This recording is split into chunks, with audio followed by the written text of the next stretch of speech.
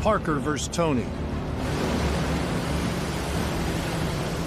Record-breaking season, 70 million on the line. Last chance before winter shuts it down. Who wins the gold crown? This is Gold Rush, Season 16, Episode 23, The Gold Blitz. In this late-season fight, the pressure is higher than ever, and every hour can mean a fortune.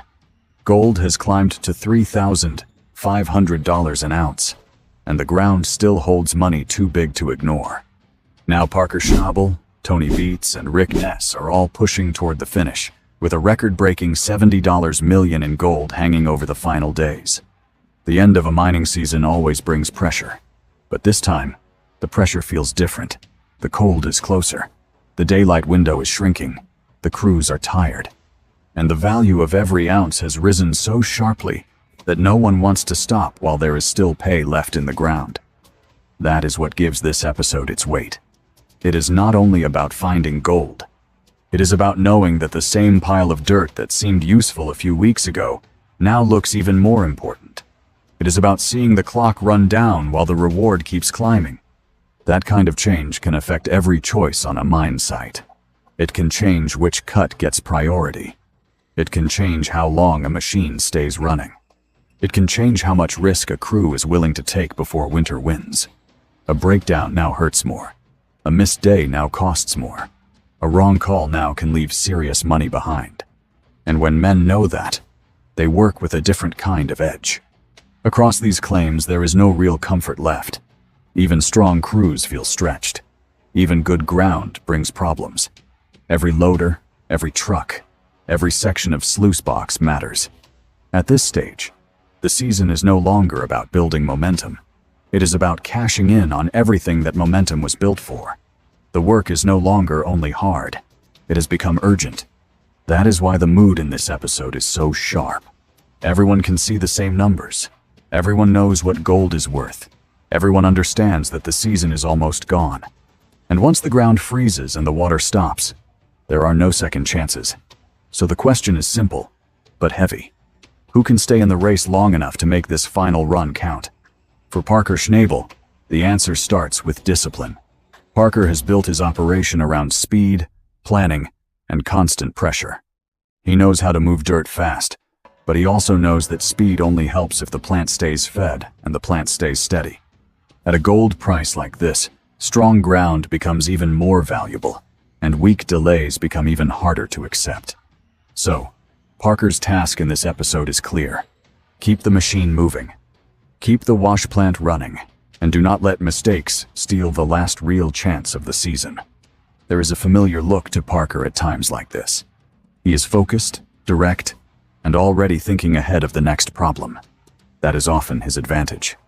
He does not wait for pressure to arrive. He works as if it has already arrived. But even that mindset has limits. The end of the season tests not only the boss, but the whole crew. Men get tired. Repairs take longer. Small holdups grow into lost shifts. And under record prices, every delay feels larger than it should. What makes Parker's position so interesting is that success creates its own burden. A strong season raises expectations. A good cut must be followed by another good cut. A good cleanup makes the next cleanup even more important. There is no easy moment to step back. The better the ground looks, the harder it becomes to walk away from it.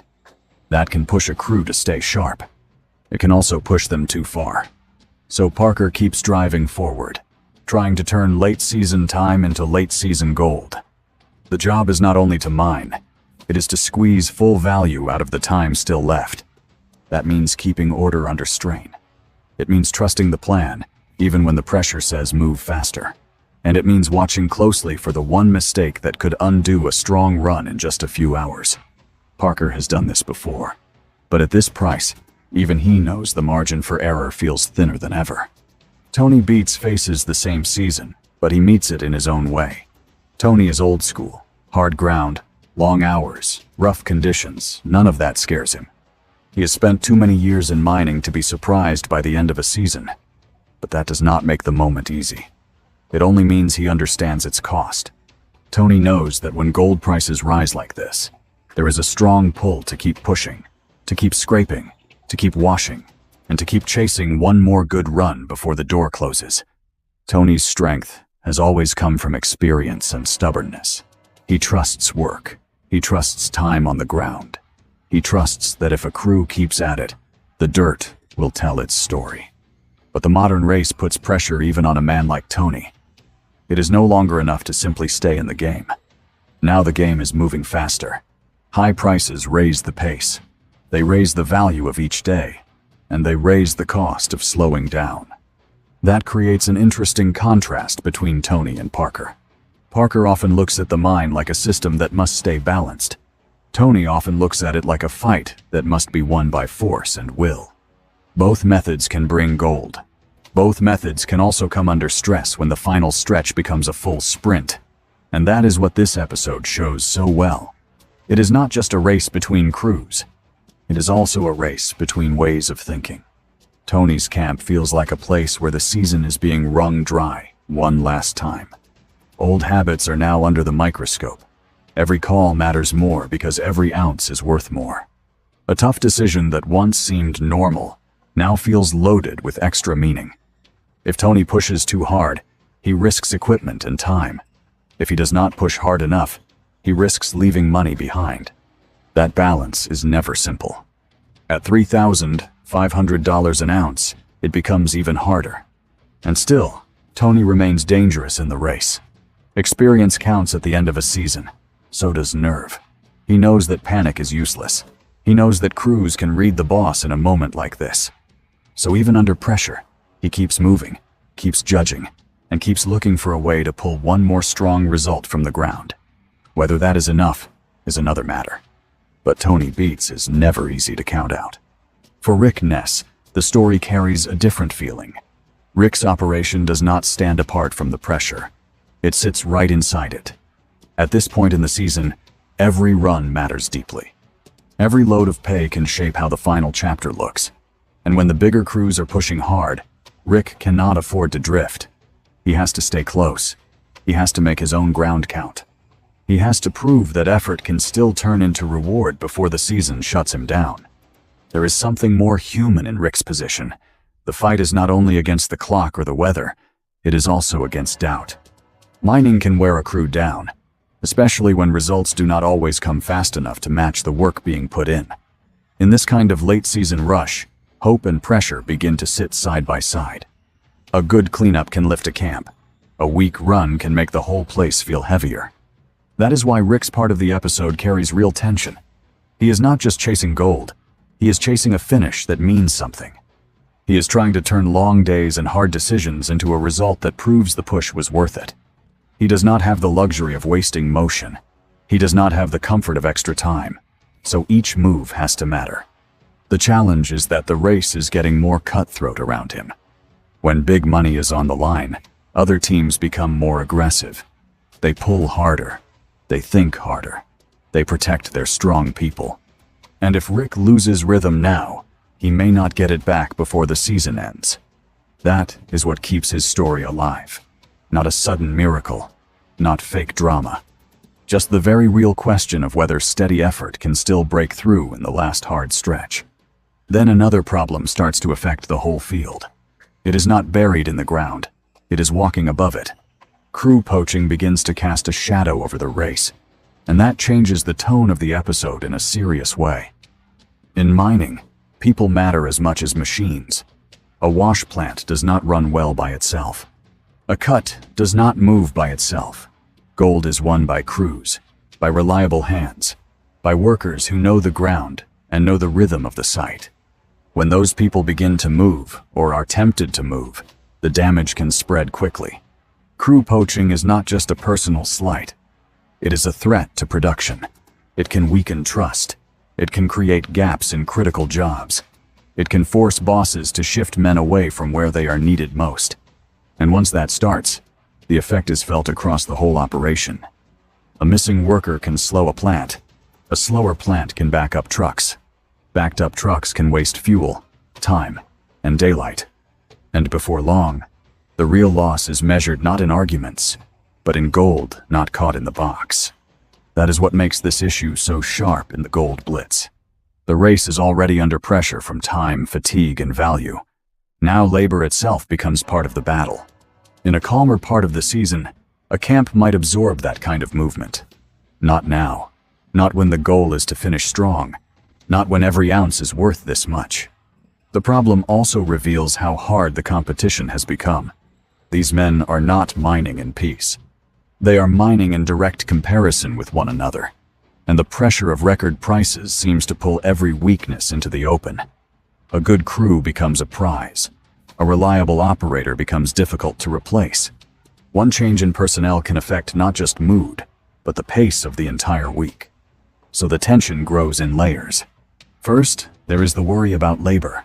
Then comes the effect on the machinery and the work schedule. Then comes the deepest worry of all, the fear that all of it may lead to fewer ounces at the exact moment when those ounces matter most. That is the real cost. In a season-ending rush, people are not just workers, they are part of the gold total. With that strain hanging over the camps, the final push truly begins. This is the part of the episode where the title makes full sense. The Gold Blitz is not only about big value. It is about the sudden, all-out drive to take what is left from the ground before the season closes for good. The pace quickens. The hours stretch. Attention narrows. Every camp seems to be working inside the same storm of urgency. The crews move from one task to the next, with little room to breathe. Plants need feeding. Water needs managing. Cuts need judging. Machinery needs attention at the exact moment everyone wishes it could simply keep running. There is no easy section now. Even routine work feels loaded, because routine is all that stands between the miners and lost ground. The race is not decided by one dramatic moment. It is decided by how much work a crew can still do when everyone is already tired. This is where the episode gains strong momentum. Parker pushes his system for more. Tony leans on experience and force. Rick tries to hold his place and make each run count. The story cuts between these efforts like a field report from a larger campaign. No one is fully safe. No one is finished. And because the results are not shown all at once, the suspense keeps building. What matters most here is the sense of movement. This is not a quiet reflection on a season already done. It is the season still being fought over in real time. One camp may seem ahead for a moment, then face a delay. Another may look strained, then find a little rhythm. The ground still has a say. The crews still have choices to make. And viewers are left watching not only for gold totals, but for signs of control. Who still has it? Who is starting to lose it? Who can hold on long enough to turn this rush into something memorable? But high prices do not erase old truths. Mining remains hard, uncertain, and expensive, and this episode never lets that fact disappear. The risk stays close. The pressure on equipment stays real. The strain on workers grows heavier with each extra push. Even when the money looks better than ever, the mind can still punish haste and poor timing. That is what gives the middle of this story its seriousness. The goal may be huge, but the path is still made of ordinary problems that become dangerous when they pile up. A worn machine, a tired operator, a delay that seems small at first, a choice to keep running when something should be checked. These are the moments that decide whether the final push becomes a success or an expensive regret. There is also the quiet fear that follows every late-season decision. The fear of leaving gold behind. It is one of the hardest feelings in mining. A boss may know the season has to end, but if the cut still looks promising, walking away feels wrong. At these prices, it feels even worse. That feeling can drive a smart push. It can also lead to overreach, and the line between those two things is often hard to see until it is too late. So the men keep making hard choices. Push or pause. Repair now or gamble on one more run. Hold the crew together or shift people to cover a weak point. None of these decisions come with certainty. That is why the outcome remains hidden until the very end of the push. The tension does not need to be forced. It is already there, built into the work itself. As the episode moves closer to its final stretch, the mood tightens again. Now the season feels truly close to shutting down. The remaining time is no longer a broad idea. It feels measured, counted, and watched. Every cleanup begins to feel larger. Every problem feels like it could become the one that decides the ending. Even strong camps can feel fragile under that kind of pressure. This is where the emotional weight of the season starts to show. These men are not simply working another week. They are trying to finish months of labor in the strongest way possible. The machines, the fuel, the planning, the pay, the endless shifts, all of it has led here. That gives the final push a deeper meaning. It is not just about what is in the ground. It is about what the whole season will finally say. Parker wants the clean finish of a disciplined operation doing what it was built to do. Tony wants to prove that force, experience, and old-school will can still bring major rewards. Rick wants a closing run that gives shape and value to the effort his crew has put in. These goals are different, but they now share the same narrowing window. So the episode keeps its biggest answers just out of reach. We see the pressure. We see the fatigue. We see the ambition. We see that the money at stake is real. But the final measure is delayed long enough to pull the viewer all the way into the last turn. That is what makes the final approach work. It does not rush past the tension. It lets that tension grow. And when the outcome finally begins to take shape, the meaning of the episode becomes clearer. The Gold Blitz is about more than one cleanup or one late decision. It is about what happens when a whole season is compressed into a final wave of urgency. It shows how fast the mining world can change when the market changes. It shows how loyalty can be tested when crews are stretched thin. It shows how experienced bosses and determined crews respond when the reward becomes too large to ignore. The results matter, of course. The final gold, the final pace, the final sense of who made the most of the moment, all of that gives the episode its payoff. But what stays with the viewer is the larger picture. Gold at $3,500 an ounce does not make the work easier. It makes every choice heavier. It makes competition harsher. It makes time feel shorter. And it reveals who can still function clearly when everything around them is pushing toward excess. For Parker, the episode underlines the value of control under stress. For Tony, it reinforces the power of experience, even in a faster and more modern race. For Rick, it keeps the focus on resilience and on the struggle to stay meaningful in a field that does not wait for anyone. Each man leaves this hour with something at stake beyond the gold already counted. And that is where the story opens toward what comes next. The rush may have delivered big value, but it also leaves hard questions behind. Who handled the pressure best? Who paid the highest cost for the final push? Which crew can carry this momentum forward? And which one may look back at this moment and see what slipped away? The season is nearing its end, but the race is not truly settled until the last real chance is gone.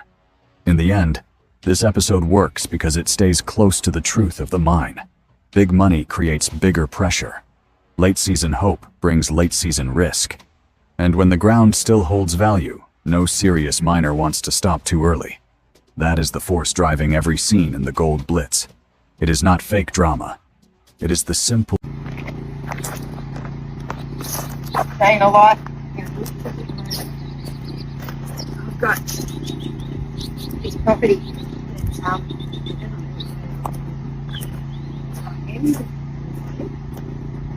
So it's all off grid. It's very basic. It's two dongers that I got put together, and sort of it's ended up a 2-bedroom, 1-bathroom, lounge room, kitchenette type setup that's nowhere near finished yet. So I have a lot of work to do.